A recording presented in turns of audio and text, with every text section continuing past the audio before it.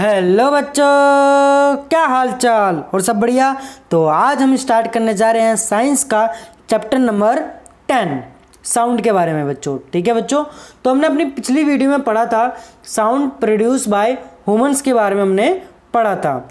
अगर आपने वो वीडियो नहीं देखी है तो आप ज़रूर जाके वो वीडियो देख लेना। हम इस वीडियो के आई बटन में भी डाल देंगे बच्चों, ठीक है, वहाँ पर क्लिक करके आप देख लीजिएगा। तो आज हम इस वीडियो में समझेंगे 10.3 sound needs a medium for propagation.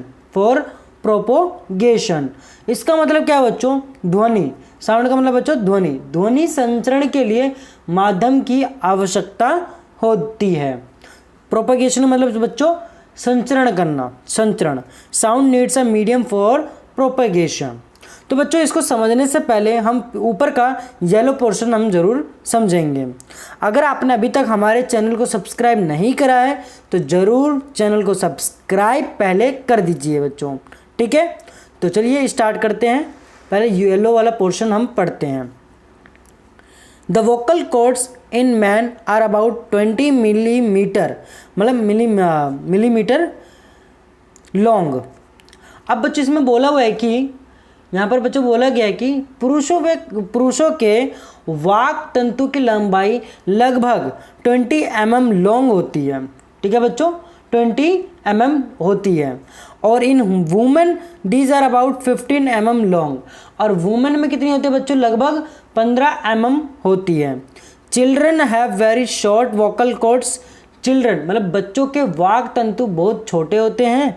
This is the reason why the voice of man women and children are different. इसी प्रकार से पुरुषों, महिलाओं और बच्चों की वाक ध्वनियाँ भिन्न भिन्न होती है, ठीक है बच्चों। जो बच्चे की आवाज़ जो होती है बहुत ही मीठी लगती है, प्यारी लगती है, उनकी क्या होते हैं? बड़े शॉर्ट होते हैं वोकल कॉर्ड्स, इसके वजह से। और मैन के थोड़े भारी होते हैं क्योंकि इनके लंबे वोकल कॉर्ड्स होते हैं, इसलिए वो भारी होते हैं। और महिलाओं के थोड़े कम होते हैं, ठीक है बच्चों। तो आगे पढ़ते हैं हम। Sounds needs a medium for propagation.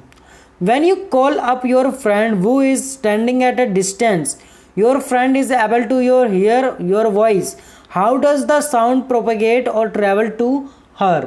मतलब बच्चों इसमें बोला गया है कि जब आप कुछ ही दूर पर खड़ी या वो अपनी सहेली को पुकारते हैं, मतलब आप अपने दोस्तों को बुलाते हो, ठीक है बच्चों, आप अपने दोस्तों को बुलाते हो, तो आपके दोस्त आपकी आवाज़ को सुन पाते हैं। उसके पास तक आपकी आवाज़ मतलब जो ध्वनि है वो कैसे पहुंचती है, मतलब जो आपके दोस्त के पास आपकी आवाज़ वो उनके पास कैसे पहुंचती है, हमें वो बताना है। तो एक्टिविटी 10.7 देखो। टेक अ मेटल और ग्लास टम्बलर। बच्चों इसमें क्या लेना है? धातु अथवा कांच का एक गिलास लीजिए। Make sure that is a dry. Make sure मतलब ये क्या होना चाहिए बच्चों? सूखा होना चाहिए। Place a cell phone in it. अब इसके अंदर में क्या रख दो बच्चों? एक सेल फोन रख दीजिए। Remember that the cell phone must not be kept in water.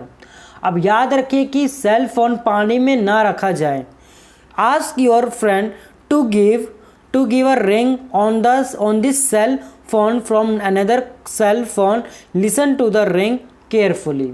अब अपने किसी मित्र ने से इस सेल फोन पर किसी दूसरे सेल फोन से टेलीफोन करने के लिए कहिए, मतलब कॉल करने के लिए कहिए इस फोन पर जो आपने इस गिलास में रखा। Now surround the rim of the tumbler with your hands. Figure 10.10 Put your mouth on the, जैसे कि इस प्रकार से बच्चों कर रखा है उसी प्रकार से, ठीक है बच्चों। इसमें बोला हुआ क्या कि घंटी की ध्वनि ध्यानपूर्वक सुनिए। अब गिलास के किनारों को अपने हाथों से सटा कर पकड़िए, ठीक है। अब अपने मुंह को हाथों के बीच की खाली जगह पर सटा कर लीजिए, मतलब सटा कर लीजिए, ठीक है, सटा कर रखिए। चित्र जैसे इस पर दिखाया गया है उसी प्रकार से। आगे देखो बच्चों।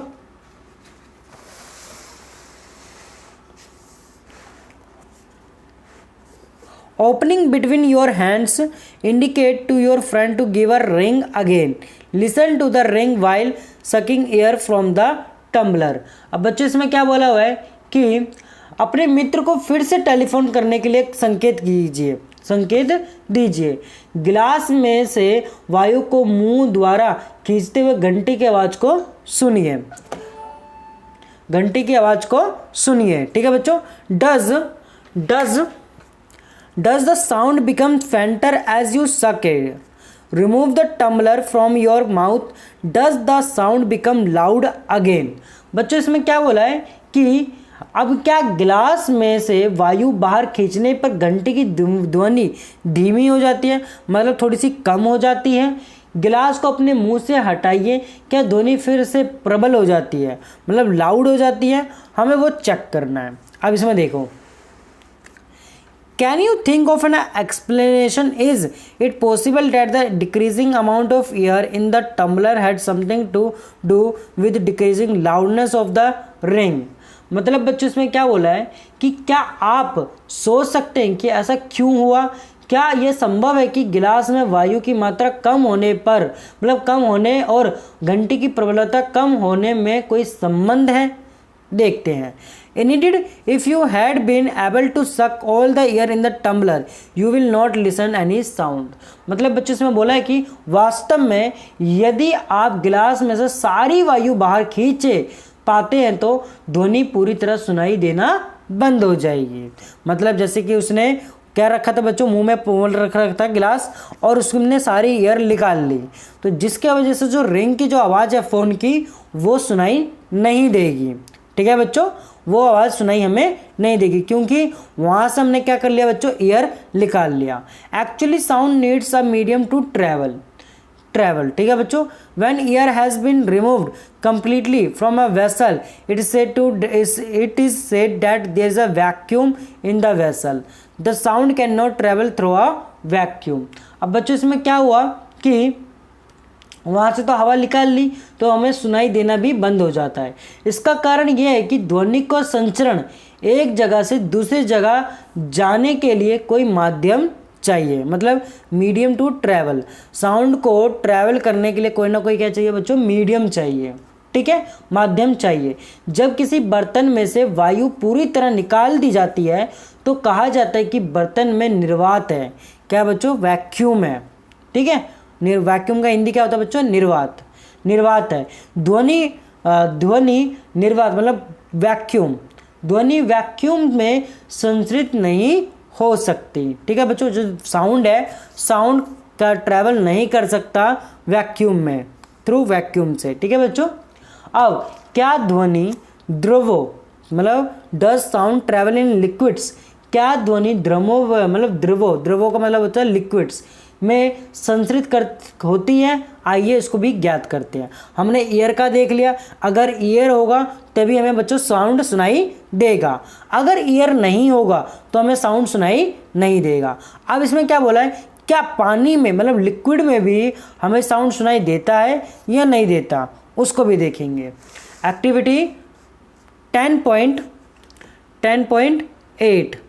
ठीक है बच्चों, 10.8 हमारा चल रहा है। ये ओल्ड बुक है ये, इसी वजह से इसमें 13 दिखाई दे रहा है। ठीक है, आप न्यू बुक जरूर ओपन करके रखिएगा।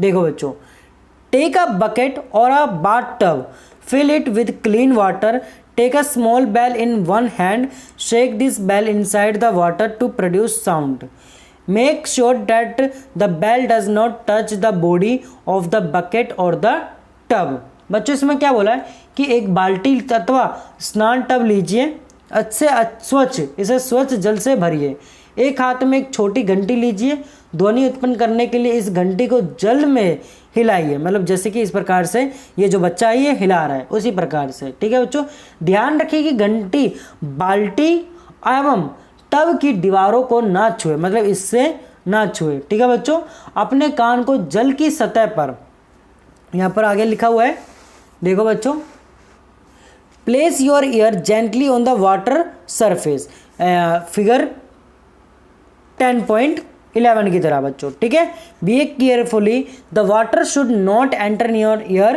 Can you hear the sound of the bell, does it indicate that sound can travel through liquids. अब इसमें बोला हुआ है कि बच्चों बोला हुआ है कि अपने कान को जल की सतह पर, अपने कानों को जल की सतह पर सावधानी पूर्वक रखिए। सतर्क रहिए, जल आपके कान में प्रवेश ना करें। क्या आप घंटी की ध्वनि सुन पाते हैं? क्या इससे पता चलता है कि ध्वनि का संचरण ध्रुवों में हो सकता है? ठीक है बच्चों, अब जैसे कि हमें इस पानी में भी हमें पता चल जाता है। ठीक है बच्चों, साउंड ट्रैवल करता है, वाटर में भी साउंड ट्रैवल करता है। ठीक है बच्चों, साउंड ट्रैवल जरूर करता है वाटर में भी। देखो आगे बढ़ते हैं। अब ये बोलते हैं, oh that is how whales and dolphin might be communicated under water. तो हे मतलब जो व्हेल तथा डॉल्फिन जल के अंदर इसी प्रकार संदेशों का आदान प्रदान करते होंगे। ठीक है बच्चों, let us find out if sound can travel through solids also. अब हमें एक और चीज़ निकालनी है। हमने एयर देख लिया, हमने लिक्विड देख लिया, अब हम क्या देखेंगे बच्चों? सॉलिड्स देखेंगे। क्या सॉलिड में भी साउंड ट्रैवल करती है या नहीं करती, उसको भी समझते हैं एक्टिविटी की तरह 10.9 में। एक्टिविटी बच्चों 10.9 में हम समझेंगे। ठीक है बच्चों, देखो, टेक अ मीटर स्केल और a long metal rod and hold its one end to your ear. Ask your friend to gently scratch और tap at the other end of the scale. अब बच्चों इसमें क्या लेना है? एक धातु का एक मीटर स्केल या धातु की एक लंबी छड़ लीजिए। ठीक है बच्चों, एक छड़ ले लेनी है, इसके एक सिरे को अपने कान में सटा कर रखिए, अपने मित्र से स्केल के दूसरे सिरे को धीरे से खरोचने या खटखटाने को कहिए। ठीक है बच्चों, सेम इस प्रकार से। ठीक है, ये 10.12 है बच्चों, 10.12। ठीक है बच्चों, अब वो जो आपका दोस्त होगा वो जब खटखटाएगा तो आपको सुनाई जरूर देगा। ठीक है बच्चों, can you hear the sound of the scratching? Ask your friend around you if they were able to hear the same sound. अब बच्चों इसमें क्या बोला है? क्या आप खरोचने की ध्वनि सुन पाते हैं? आपने अपने आसपास खड़े हुए मित्रों से पूछिए कि क्या वे भी इस ध्वनि को सुन पाए हैं या नहीं पाए हैं। ठीक है बच्चों, आगे देखते हैं। You can also perform the above activity by placing your ear at one end of a long wooden or metallic table and asking your friend to gently scratch the other end of the table. Figure 10.13। ठीक है बच्चों, अभी देखो इस प्रकार से भी आप कर सकते हो। एक बड़ा सा मतलब लॉन्ग टेबल है हमारा ये। ठीक है, यहाँ पर एक कोने में आप अपने कान को इस प्रकार से लेटा के रख सकते हो और दूसरे अपने मित्र को बोलोगे स्क्रैच करने के लिए या खटखट करने के लिए, तो आपको आवाज़ ज़रूर सुनाई देगा। ठीक है बच्चों, इसमें वैसे यहाँ पर क्या बोला था? देखो यहाँ पर बोला है कि आपने अपने कान को लकड़ी या धातु की किसी भी लंबी मेज के एक सिरे पर रख दीजिए, जैसे कि इस प्रकार से रखा हुआ है। ठीक है, और अपने मित्र को दूसरे सिरे को खरोचने के लिए कहिए, स्क्रैच करने के लिए कहिए। अब नीचे जैसे कि दिए गए क्रियाकलापों में दे रखा है आपको टेबल में, जैसे ये दे रखा है। ठीक है बच्चों, आगे देखते हैं। We find that sound can travel through wood or metal. अब बच्चों इसमें क्या लिखा है? हमने देखा कि ध्वनि लकड़ी या धातु में चल सकती है। ठीक है बच्चों, मेटल में भी हो सकती है और वुड से भी हो सकती है। In fact sound can travel through any solid. इसका मतलब है कि वास्तव में ध्वनि किसी भी ठोस में संचरण कर सकती है। You can perform interesting activities to show that sound can also travel through string. आप एक मनोरंजक क्रियाकलाप द्वारा ये दर्शा सकते हैं कि ध्वनि डोरियों से भी चल सकती है, डोरियों से। सेम इस प्रकार से बच्चों। ठीक है, have you ever made a toy telephone? Figure 10.14। Figure 10.14। Can you say that sound can travel through strings? अब बच्चों इसमें क्या लिखा है कि आपने बनाए हुए खिलौने टेलीफोन को याद कीजिए, जैसे कि चित्र 10.14 में दे रखा है। क्या आप कह सकते हैं कि ध्वनि डोरियों से भी गमन करते हैं, मतलब चलती है? बिल्कुल चलती है बच्चों। देखो आगे। We have learned so far that vibrating object produce sound and it is carried in all direction in a medium. हमने बच्चों पढ़ा है कि अब तक हमने सीखा कि कंपायमान वस्तुएं ध्वनि उत्पन्न कर सकती है, मतलब जो चीज़ वाइब्रेट करेगी वही प्रोड्यूस करेगी साउंड को। ठीक है बच्चों, तो अब यहाँ पर क्या लिखा है बच्चों? प्रोड्यूस साउंड करेगी। ठीक है, द, यहाँ पर लिखा है produce and is carried in all direction in a medium. The medium could be gas, a liquid और a solid. How do we hear it. अब बच्चों इसमें क्या लिखा है, तथा ये किसी भी माध्यम से सभी दिशाओं में संचरित हो सकती है। ठीक है बच्चों, ये माध्यम गैस, द्रव मतलब बच्चों लिक्विड, गैस, लिक्विड और सॉलिड, ये कोई भी हो सकता है। इस ध्वनि को हम कैसे सुन सकते हैं, कैसे, हाँ इस ध्वनि को हम सुनते कैसे हैं, अब उसके बारे में भी हम समझेंगे बच्चों। ठीक है, अब हमें अपने कानों के बारे में भी नेक्स्ट सेक्शन में, मतलब नेक्स्ट क्लास में हम बच्चों पढ़ेंगे। ठीक है, इसमें हमारा जो टॉपिक होगा हमारा नेक्स्ट वीडियो में 10.4 we hear sound through our ears, हम इसके बारे में नेक्स्ट क्लास में पढ़ेंगे। तो हमारी जो नेक्स्ट क्लास होगी सुबह 9 बजे, डेली का सुबह 9 बजे हमारी वीडियो अपलोड होती है बच्चों। तो हमारे चैनल को सब्सक्राइब जरूर करके रखना और बेल आइकन दबाना ना भूलना, क्योंकि जो भी वीडियो का नोटिफिकेशन आएगा आपके पास जल्दी से आ जाएगा बच्चों। ठीक है, तो आज की वीडियो के लिए बस इतना ही रहने देते हैं। अगर आपको यहाँ तक बिल्कुल अच्छे से समझ में आ गया है तो ज़रूर चैनल को सब्सक्राइब और बेल आइकन दबाना ना भूलना बच्चों। ठीक है, अपने दोस्तों को भी ज़रूर शेयर कर देना। तो मिलते हैं अपने नेक्स्ट वीडियो में। आज की वीडियो के लिए बस इतना ही, धन्यवाद।